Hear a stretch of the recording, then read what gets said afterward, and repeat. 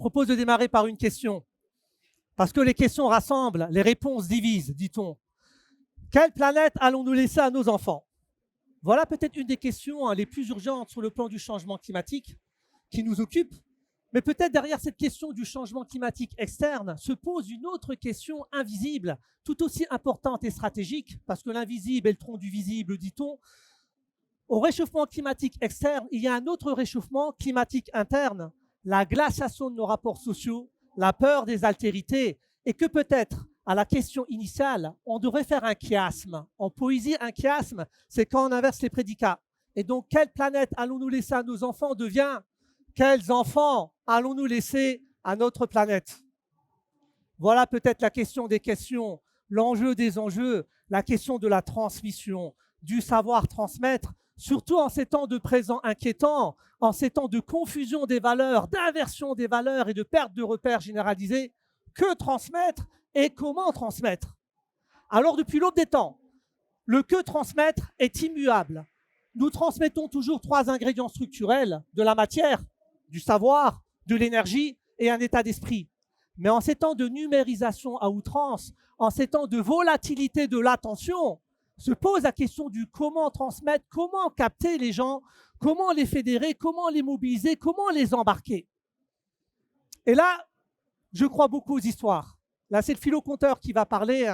Je crois à la force des histoires, je crois à la narration, je crois à la mélodie des sceaux et à la mélopée des mots, parce que depuis l'aube des temps, nous ne faisons que raconter des histoires. Et pour transmettre, il s'agit de savoir narrer. Parce que conter, raconter, c'est forcément transformer le petit en grand, le simple en noble et la mesure étroite en largesse magnanime. Et au-delà de raconter une histoire, on crée du sublime, on guette l'invisible et on garde vif la soif d'infini. Alors, peut-être pour savoir transmettre, qu'il y a un savoir agir, pour savoir mieux dire ensemble, comment faire? Je vous propose un voyage narratif dans le temps et dans l'espace à travers 2 détours. Parce que dans la vie, il y a des détours savoureux et des découvertes inattendues. 2 détours. On va démarrer par un détour historique analogique qui sera le temps de l'inspiration, suivi par un détour pragmatique anthropologique qui sera le temps de l'aspiration. Parce que transmettre pose la question du savoir inspiré, du savoir aspiré. Et lorsqu'on inspire et lorsqu'on aspire, on est dans une respiration collective. Alors démarrons par le premier temps, le détour historique analogique, le temps de l'inspiration. Et basculons en 1586. Voilà une date extrêmement importante dans l'histoire de nos humanités. 1586. Il s'est passé plein de choses en 1586, 16e siècle. Pourquoi? Alors, si je vous dis 1586, certainement, ça doit évoquer plein de choses dans vos têtes. Si vous faites appel à vos réminiscences d'histoire, 16e siècle, en Europe, aucun rapport avec ce qui se passe aujourd'hui, c'est le bordel. C'est les guerres de religion, rien ne va plus. En France, encore pire. La dimension verticale du pouvoir est complètement contestée. Il y a un roi, on l'a complètement oublié, Henri III. Ça ne parle pas, Henri III. Il y a Henri IV, ça va parler, mais le III ne parle pas. Mais ce n'est pas de la France que je vais vous parler. Je vous propose de basculer dans un autre empire en 1586, où là, tout est félicité, où là, les gens sont heureux, les gens aiment leur empereur parce qu'il fait preuve d'une bienveillance extraordinaire.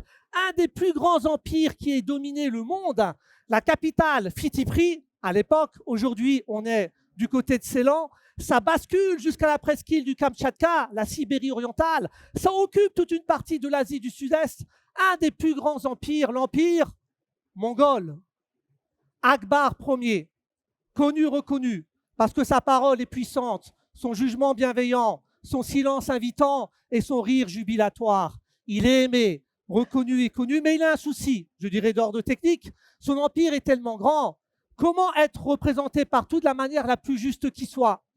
Alors il organise, Akbar Ier, en 1586, les fameux JO de l'empire mongol. Déjà les JO, les joutes oratoires. Et à travers les joutes oratoires, des gens d'en bas, des gens d'en haut, tout le monde s'affronte à travers le verbe. Et celui qui maîtrise le verbe sera en charge de recruter les fameux 9 gouverneurs qui vont représenter Akbar dans son empire. Et à son époque, chez eux, on ne parle pas de gouverneurs, on parle de joyaux. Et au cours des joutes oratoires, surprise dans l'histoire, c'est un gars d'en bas qui va gagner les joutes oratoires, un gars du peuple, un paysan. Mahesh Das dit Birbal. Et Birbal, paysan indien, va être le bras droit d'Akbar Ier. Et Birbal va aller recruter les 9 joyaux en posant 4 questions. Et en fonction des réponses, il sait si les personnes en face de lui seront habilitées à représenter le roi de la manière la plus juste qui soit. 4 questions qui datent de 1586, qui posent la question du savoir transmettre et qu'on devrait remettre au goût du jour aujourd'hui au XXIe siècle. Quelles sont ces 4 questions? 1. Qu'est-ce qui grandit quand on le partage? 2. Quel est le meilleur ami de l'homme et de la femme? 3. Quelle est l'action la plus douce sur Terre? 4. Quelle est l'arme symbolique la plus puissante qui permet de fédérer toutes les énergies? Vous avez certainement des réponses quand je vous pose ces questions-là. Ça doit vous évoquer plein de choses. Mais Birbal, il attend des réponses précises. Et en fonction des réponses, il saura si cette personne sera capable de représenter le roi avec bienveillance. Et qu'est-ce qu'il attend comme réponse? Reprenons. 1. Qu'est-ce qui grandit quand on le partage? Et là, vous me dites, l'amour, ça peut être présent partout. Pour les 4, vous pouvez mettre l'amour partout. Il attend des choses précises. Mais bravo, moi je prends l'amour. Il attend quelque chose de précis. Mais on est dans l'amour. Il attend, et j'ai entendu, la connaissance, mieux que le savoir. Parce que tout savoir est vain s'il ne devient pas saveur. Alors que la connaissance, on l'écrit en 2 mots, connaissance, au qu'on construit ensemble. La connaissance est inutile si l'on n'utilise pas, tout comme la volonté est inutile si l'on n'agit pas. 2. Quel est le meilleur ami de l'homme et de la femme? Là, j'entends à travers vos esprits le chien. Ce n'est pas le chien, je vous rassure. Hein. À l'époque, qui le mangeait? Non. Le meilleur ami de l'homme et de la femme, Birbal, c'est un gars de la terre, c'est un paysan. Et les paysans font preuve de bon sens. Voilà le meilleur ami de l'homme et de la femme, le bon sens. Peut-être quelque chose qu'on a perdu aujourd'hui dans nos interactions sociales, dans la manière de dire et dans la manière d'agir. Alors, en ces temps de numérisation, vous avez remarqué, on a créé des outils extraordinaires. Un qui est fabuleux, on ne peut plus jamais se perdre sur le plan de la géographie, le GPS. On ne sait pas où on est sur une carte, mais on n'est plus perdu, c'est génial. Et que peut-être, pour éviter de se perdre dans nos interactions sociales parce qu'on est désorienté, on devrait remettre au goût du jour, à défaut de GPS, le GBS, le gros bon sens. 3. Quelle est l'action la plus douce sur Terre? Vous l'avez manifesté, je l'ai vu dans certains visages. Oui, le sourire, le rire. Le sourire et le rire est contagieux. Le sourire et le rire permettent de transmettre avec envie. Et le rire et le sourire, nous dit Birbal, est le plus beau lever de soleil dans le visage d'un homme, d'une femme et d'un enfant. Et quand on parle de rire, le rire authentique, pas l'hypocrite dans nos rapports sociaux. Et on l'a vu même quand on était masqué, on était capable de voir les gens qui souriaient. Parce qu'on sourit avec un muscle que vous ne maîtrisez pas, d'après le professeur Duchesne des années 70, le périorbital palpébral, les yeux. On sourit avec les yeux. Le rire. Et enfin, quelle est l'arme symbolique la plus puissante qui permet de fédérer toutes les énergies? Alors Birbal nous donne un élément extraordinaire. Aujourd'hui, nous les anthropologues, on est plus précis sur le plan du concept. On peut le détailler en 9 niveaux. En 1586, un peu moins. Mais Birbal nous dit déjà l'intelligence, l'arme symbolique la plus puissante. Mais il nous dit 2 types. L'intelligence du cœur et l'intelligence de l'esprit. Parce que l'intelligence de l'esprit nous ferait chercher la vérité, la liberté et la connaissance. Celle du cœur nous met en quête d'amour. Et les 2 réunis, quand vous avez l'intelligence du cœur et l'intelligence de l'esprit, cela vous fait rechercher la beauté et la bonté, la justice et la justesse. Alors, si on développe une approche birbalienne du savoir transmettre, à savoir en cultivant l'intelligence du cœur et de l'esprit, en partageant bien sûr les informations, les connaissances en temps et en heure, tout en étant dans un sourire authentique et surtout en faisant preuve de bon sens, eh bien, nous sommes capables de transmettre dans la profondeur la plus profonde et la plus féconde. Détour historique analogique. Mais ce détour historique analogique, tant de l'inspiration n'est rien sans le deuxième temps, le détour pragmatique anthropologique. Et là, je vous propose de basculer encore loin dans le temps, après 1586, pour vous dire qu'on n'a rien inventé. Hier n'est que la mémoire d'aujourd'hui qui est le souvenir de demain. Il s'agit d'être extrêmement humble. Remontons dans le temps au 7e siècle avant notre ère. Et là, vous avez un penseur extraordinaire. Pour nous, c'est le premier anthropologue. À l'époque, on ne parlait pas d'anthropologue. On disait que c'était un penseur, le penseur de l'ouverture, le penseur de la joie. Et cet anthropologue, penseur Hatim de Balkh, la Bactriane. La Bactriane, aujourd'hui, c'est l'Afghanistan. Et quand vous dites Afghanistan, vous vous dites, oh là là, catastrophe, il n'y a rien à penser. Or, l'Afghanistan a apporté son écho à nos humanités. Et Hatim de Balkh, il est tellement connu qu'il est sollicité de partout, parce qu'il est capable de porter une parole juste. Et il y a un empire naissant à côté qui le sollicite, l'empire assyrien. Capitale, Ninive, le grand roi Salmanasar. Ninive, c'est l'actuel Mossoul, l'Irak. Et quand vous dites Irak, vous vous dites catastrophe, il n'y a rien à penser. Eux aussi, ils ont apporté leur histoire dans nos humanités. Ils envoient un émissaire. Et l'émissaire fait venir Hatim à Ninive. Il refuse Hatim, c'est trop loin. 6 mois pour y aller, 6 mois pour revenir, pour rester 1 mois. Mais sa femme lui dit, va, ta raison d'être, c'est de transmettre. Et il part. Il enseigne auprès de la cour du grand roi Salmanasar.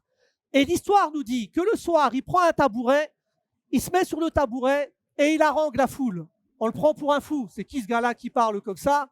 Il harangue la foule, mais progressivement, d'heure en heure, de jour en jour, de semaine en semaine, et à la fin du mois, la plèbe est là et tout le monde l'écoute. Et entre mythe et histoire, on nous dit, une petite fille l'interpelle et lui dit, maître, c'est extraordinaire. Quand vous prenez la parole, vous parlez mal, vous ne maîtrisez pas notre langue, vous faites plein de fautes et pourtant, tout le monde vous écoute. Comment c'est possible? Hatim dit, 3 choses me permettent d'être dans une relation profonde avec les gens. 1, je suis heureux quand l'autre a raison. 2, je suis triste quand l'autre a tort. 3, j'évite d'agir de manière stupide avec les gens. Silence dans la plèbe. Les gens se regardent et ils se disent, mais ce qu'il dit là, c'est évident, c'est du bon sens. Et un cheveu gris, un ancien prend la parole et interpelle le maître en lui disant, mais maître, ce que vous dites là, on le sait. Tout le monde sait ça, c'est du bon sens. Mais comment vous faites pour éviter d'agir de manière stupide avec les gens? Parce qu'il suffit d'un mot malheureux, d'une parole assassine qui crée un abîme profond. Hatim répond, 7e siècle, 4 choses me permettent d'éviter d'agir de manière arrogante avec les gens. 1, accepte l'ignorance des autres. 2, évite-leur de leur faire supporter ta propre ignorance. 3, sois généreux, parce que la générosité est une vertu plurielle. La générosité jointe au courage, cela donne héroïsme. La générosité jointe à la justice, cela donne équité. La générosité jointe à l'indulgence, cela donne miséricorde et son plus beau nom. La générosité jointe à la douceur, cela donne la bonté, car la bonté d'âme appelle la bonté d'âme. 4, exige beaucoup de toi-même, bien des ennuis te seront épargnés. Alors, pour terminer mon voyage narratif à travers le temps et l'espace, si on cultive du birbal, c'est le symbole de l'amour, et si on cultive du hatim, symbole de l'humilité, cette capacité à s'effacer, alors nous sommes capables forcément de transmettre de la manière la plus juste et profonde qui soit pour retisser nos humanités dans l'essentiel.